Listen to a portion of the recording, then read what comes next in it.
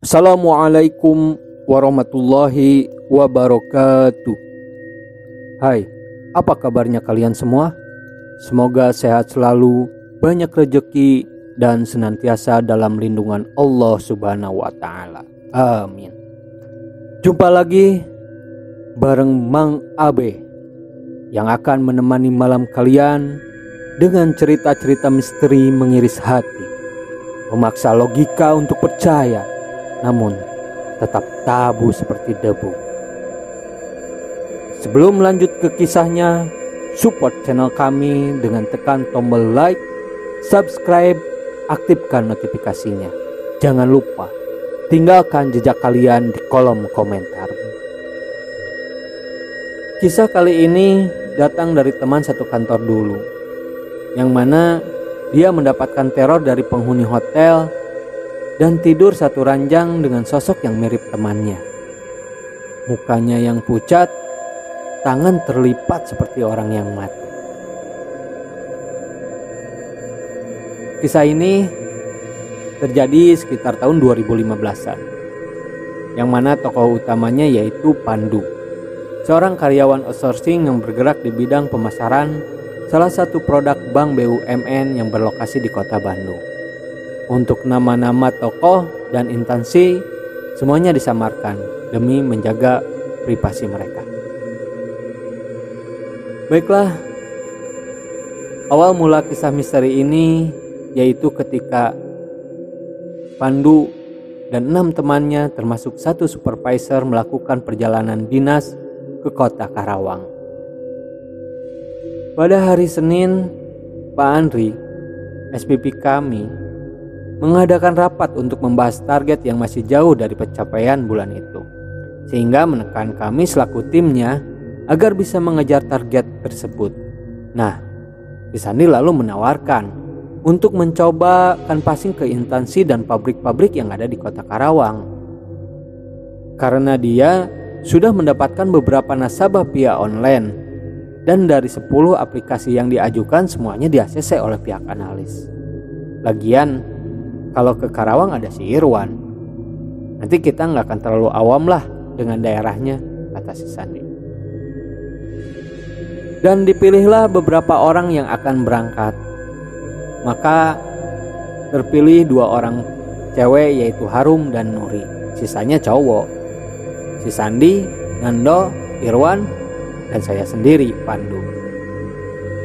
Pak Andri pun ikut. Dia yang akan memegang keuangan selama perjalanan dinas nanti. Lalu kami berenam disuruh Pak Andri untuk membuat list instansi dan pabrik-pabrik mana saja yang akan kita kunjungi nanti, sekalian dengan estimasi waktunya. Pak Andri pun meninggalkan kami kurang lebih 30 menitan. Lalu Pak Andri masuk ke ruangan untuk memberitahu bahwa surat perjalanan dinas sudah di-email ke pusat. Tinggal menunggu ACC saja. Nah, untuk info lebih lanjutnya akan di-share di grup tim, katanya. Kami pun bubar jalan untuk bekerja pada hari itu. Tibalah sore hari, di mana saat itu di grup tim kami sudah rame ngebahas apa yang di-share oleh Pak Andri, bahwa ternyata pengajuan perjalanan dinas kami dengan cepatnya di-ACC oleh pusat, yang seharusnya biasanya itu memakan waktu 2-3 hari. Tapi entah mengapa saat itu cepat sekali di-ACC-nya. Bahkan pusat memberikan instruksi untuk segera dieksekusi. Kalau bisa pada hari esoknya kita harus berangkat. Dengan estimasi perjalanan dinas kami selama 2 malam 3 hari. Singkat cerita, hari Selasa pagi sekitar jam 7, kami berenam sudah standby di kantor dengan membawa keperluan pribadi dan perlengkapan untuk pemasaran. Karena di grup semalam kami semua sudah sepakat bahwa hari ini kami akan berangkat memakai motor. Barulah nanti di Karawang kita bisa sewa mobil si Irwan, begitu kata Pak Andri. Lumayanlah buat menghemat biaya bensin dan tol. Sekitar jam 8 kami mulai perjalanan, di mana Pak Andri dibonceng oleh Sandi, Harum dibonceng Nando, Nuri dibonceng oleh saya, sedangkan si Irwan memakai motor sendirian, sekalian jadi penunjuk jalan.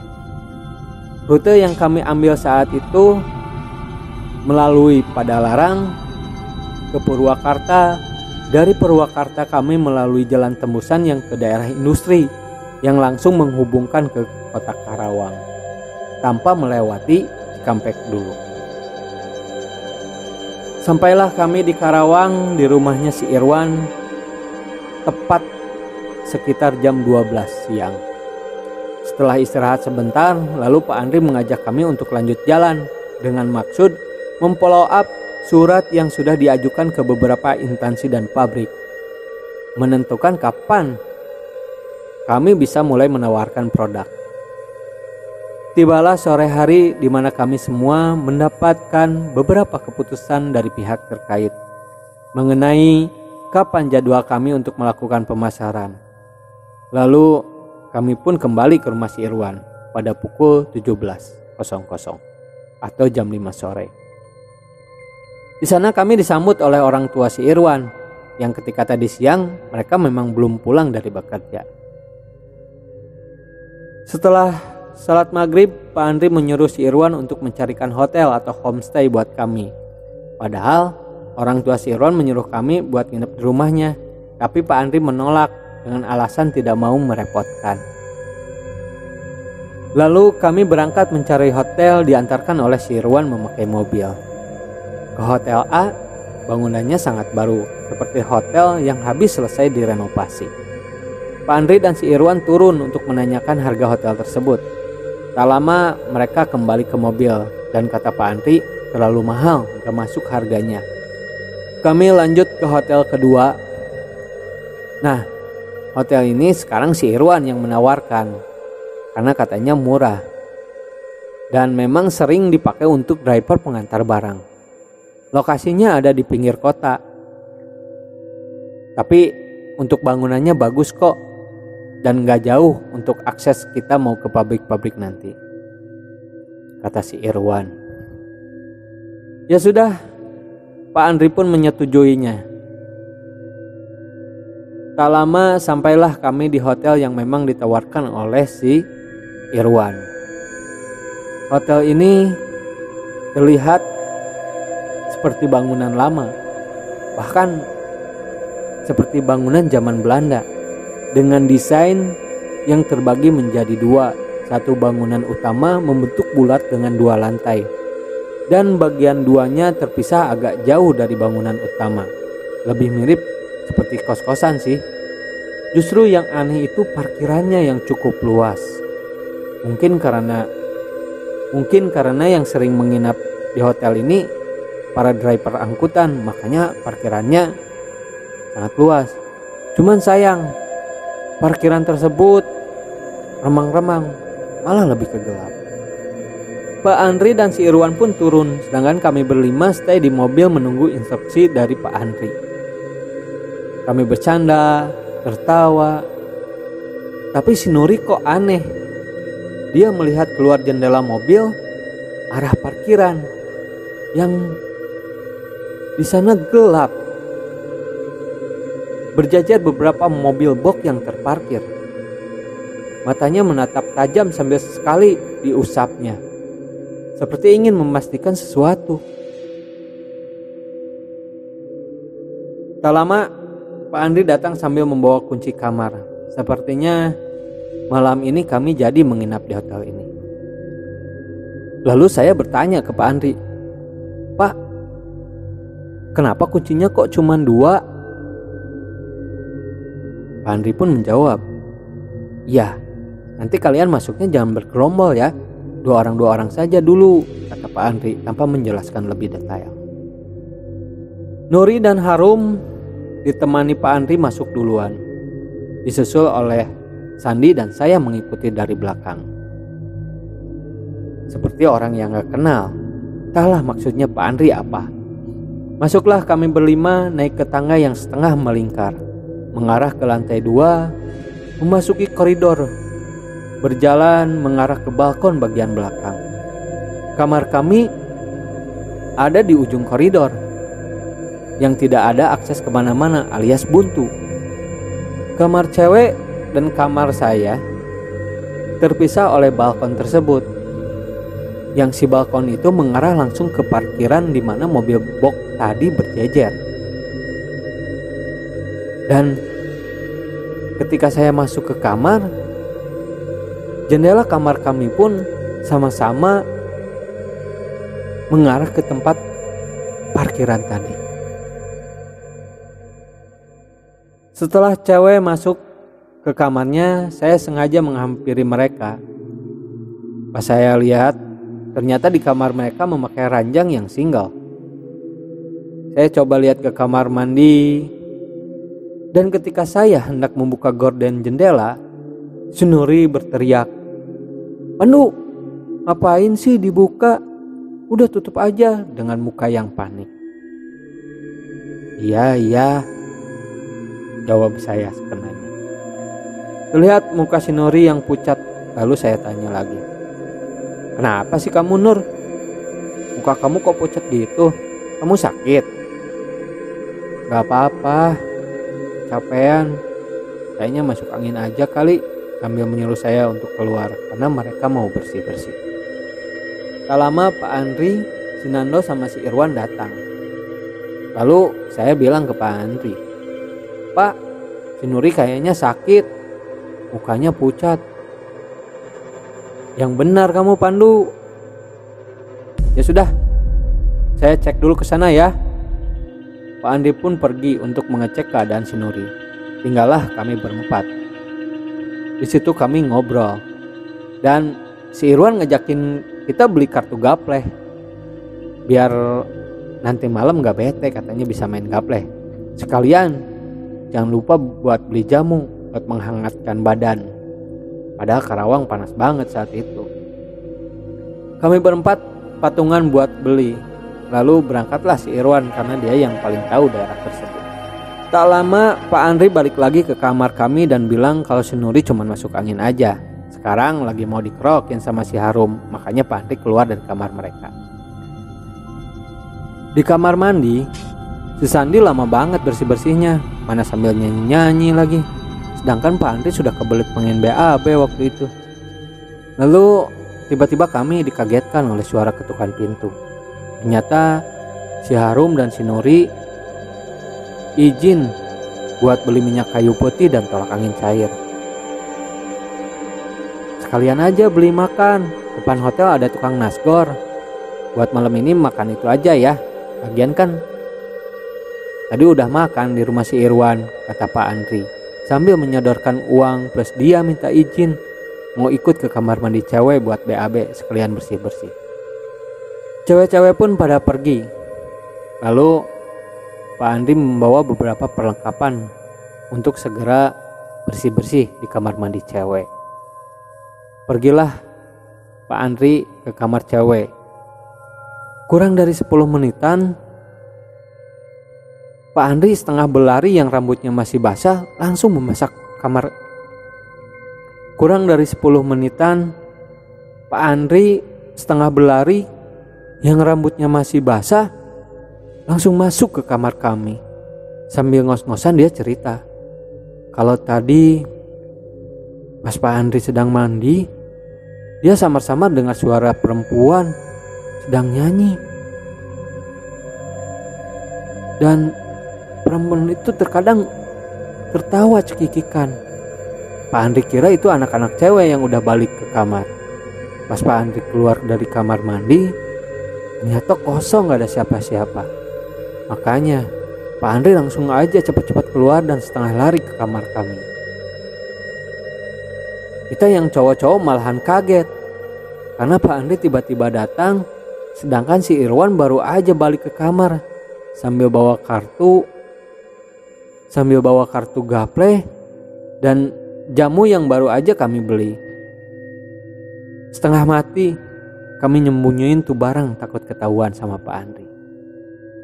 30 menit kemudian datanglah cewek-cewek bawa nasi goreng yang langsung minta kunci kamar mereka ke Pak Andri. Sedangkan Pak Andri yang sedang tiduran langsung memberikan kuncinya tanpa menceritakan kejadian tadi. Memang Pak Andri sudah pesan sama kita agar tidak memberitahu ke cewek-cewek peristiwa yang tadi ia alami. Jam 9-an Pak Andri tidur duluan, katanya dia capek. Dan barulah kami berempat mulai main gaple sambil minum jamu. Entah halusinasi atau kami sudah tidak waras karena minuman yang kami minum tadi. Saya mendengar banyak sekali orang yang lalu lalang depan kamar. Dari suara langkah kaki seperti orang yang mau ke arah balkon. Padahal kan kamar kami ada di ujung koridor. Masa sih ada orang lalu lalang? Dalam hati saya. Saya lihat satu persatu muka teman saya. Sepertinya mereka juga ngeh dengan keanehan ini. Semua terdiam sampai si Irwan mengagetkan kami. "Oi, masih mau lanjut main gak?" Pada bengong. Si Sandi yang menjawab waktu itu, "Wah, udah dulu deh. Udah jam 12 kurang 15 nih, Wan. Ngantuk mau tidur." Lalu si Irwan bangun dari ranjang dan pamitan untuk pulang. Yang lain gak ada yang mau anterin si Irwan. Lalu si Irwan pun pergi dari kamar untuk pulang ke rumahnya. Saat itu pintu kamar kami belum dikunci, sedangkan si Sandi sudah ambil posisi buat tidur. Apalagi si Nando sudah langsung tidur di sebelahnya Pak Andri dengan suara dengkuran khasnya. Mau gak mau, sayalah yang mengunci pintu. Baru juga saya hendak turun dari ranjang, saya mendengar kalau gagang pintu itu berbunyi seakan ada yang ingin masuk ke kamar kami. Saya dengan si Sandi saling menatap. Saya pun coba beranikan diri untuk mengunci pintu tersebut. Sebelum mengunci, saya penasaran. Saya buka pintunya dan saya mengeluarkan kepala saya, melirik ke kiri ke kanan. Yang memang tidak ada siapa-siapa saat itu. Sepi sekali.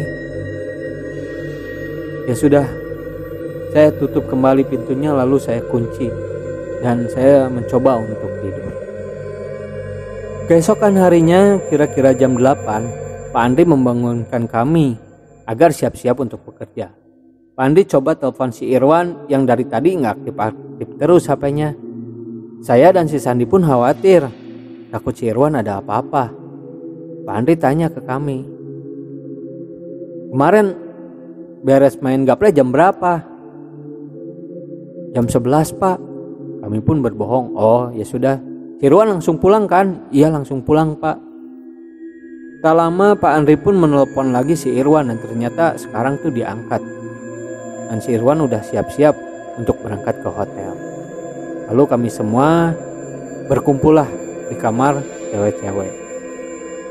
Pak Andri tanya ke kami, "Nanti malam tidur di sini lagi apa nyari hotel yang lain?" Dengan serentak kami cowok dan cewek semuanya bilang, "Pindah aja Pak, cari hotel yang lain aja."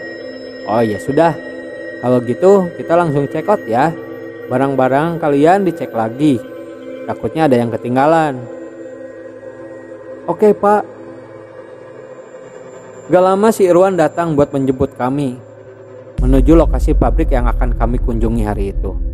Menurut jadwal, hari ini ada 3 perusahaan.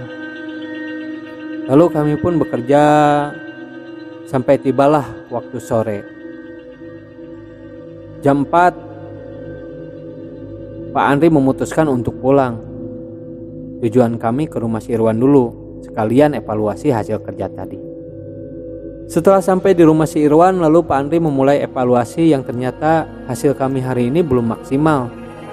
Tapi jangan menyerah, kata Pak Andri, masih ada hari esok, sekarang istirahat saja. Di tengah kami sedang istirahat, tiba-tiba si Irwan nyeletuk. Dia ngomong dengan enaknya, "Gimana? Semalam gak ada apa-apa kan?" Langsung saja kami kaget dengan omongan tersebut. Yang pertama kali nimbalin itu si Nuri. Dia langsung cerita apa yang dia lihat semalam. Pak Andri, semalam di parkiran saya lihat perempuan memakai gaun putih di sela-sela mobil box yang terparkir, Pak. Sampai saya di kamar dan saya lihat ke bawah lewat jendela, saya juga masih lihat sosok itu, Pak. Dalam hati saya bilang, pantas saja si Nuri marah waktu gordennya mau saya buka. Lalu Pak Andri pun menceritakan soal dia dengar. Lalu Pak Andri pun cerita soal dia dengar perempuan sedang nyanyi dan ketawa kecil cekikikan. Si Harum juga ternyata dapat gangguan, dimana saat malam dia nggak bisa tidur. Ngomongnya sih gara-gara cowok-cowok pada berisik tawa-ketawa. Cuman pas jam 12-an tiba-tiba senyap, nggak ada suara sama sekali. Lalu kayak ada orang yang mau masuk ke kamar. Gagang pintu kamar mereka dimainin, krok krok krok krok krok krok. Dan itu terjadi sampai jam 2-an, kata si Harum. Saya pun menceritakan kalau semalam seperti banyak orang yang lalu lalang depan kamar, dan juga gagang pintu yang dimainin terus. Bener kan, San? Sambil saya menatap si Sandi. Lalu si Irwan bilang, ya Pak Andri, hotel itu memang terkenal sih, sambil ketawa ringan. Sial si Irwan, ngajakin kita nginep di hotel kayak gitu, kata Pak Andri, dan meneruskan omongannya. Ya sudah, habis maghrib kita cari hotel baru lagi ya. Tapi awas loh Wan, jangan kayak yang kemarin malam loh Wan. Murah kalau horor buat apa? Siap Pak, siap, kata si Irwan. Setelah selesai maghrib, lalu Pak Andri mengajak kami untuk makan dan langsung cari hotel. Dipilihlah sebuah hotel yang kali ini hotel tersebut terang benderang, dan kami pun bisa parkir mobil langsung di depan kamar. Pak Andri lalu turun dengan si Irwan buat check-in ke petugas hotel. Tak lama Pak Andri langsung naik ke mobil dan menyuruh si Irwan untuk parkir di sebuah kamar yang tidak jauh dari lobi hotel tersebut. Hotel ini satu lantai, lebih mirip seperti homestay. Kamarnya bagus-bagus, malah ada water heaternya, kata Pak Andri. Kami memilih kamar yang di pojokan, yang langsung ke arah tempat sarapan yang berada di lantai 2. Tapi ruangan tersebut hanya untuk makan saja, tidak ada ruangan lain. Di malam ini tidak ada kejadian apapun, kami semua bisa istirahat dengan tenang. Cuman ya gitu, kalau para cowok-cowok seperti biasa, malam diisi dengan main gapleh sambil minum jamu. Malah si Irwan pun gak pulang ke rumahnya. Nah, justru keanehan ini terjadi pada waktu pagi, saat kami semua akan sarapan yang diberikan oleh pihak hotel. Makanan kami diantar ke kamar. Malah cewek-cewek pun makan bareng di kamar cowok yang memang cukup luas. Keanehan yang terjadi saat itu, ketika kami sedang asik makan, kami dikagetkan oleh gelas yang isinya teh panas itu pecah. Bukan hanya satu, tapi langsung 2 gelas. Kagetlah kita semua kejadian tersebut. Akhirnya si Nando inisiatif untuk meminta lagi air teh. Dia berjalan menaiki tangga ke lantai 2. Tak lama samar-samar saya dengar suara perempuan teriak, "Astagfirullah!" Lalu Pak Andri dan teman-teman yang lain, termasuk saya pun langsung pergi ke arah suara tersebut. Yang mana suara itu berasal dari lantai 2, tempat untuk makan di hotel tersebut. Ketika saya sampai, betapa kagetnya melihat si Nando yang masih diam terpatung sambil membawa nampan, yang mana salah satu gelasnya juga pecah begitu saja. Dengan cepat pegawai itu mengganti gelas yang pecah tersebut. Dibawalah gelasnya, satu oleh Nando dan satu lagi oleh Pak Andri, dengan memegang ujung atas gelas itu. Ya sudah pasti karena panas. Setelah sarapan, kami berangkat ke perusahaan yang sudah dijadwalkan. Lagi-lagi, kami belum mendapatkan hasil yang maksimal. Sampai Pak Andi berinisiatif meminta referensi kepada orang tua Irwan yang memang bekerja di perusahaan cukup terkenal di kota itu. Kami bekerja sampai kami lupa waktu demi mengejar target. Dan kami memutuskan untuk kembali ke rumah si Irwan pada pukul 17. Yang seharusnya menurut jadwal pada hari ketiga ini jam 12 siang juga harusnya kami udah kembali ke Bandung. Tapi ya mau gimana lagi, namanya juga kerja dan ada target yang harus dicapai. Setelah sampai di rumah si Irwan, kami semua istirahat sebentar.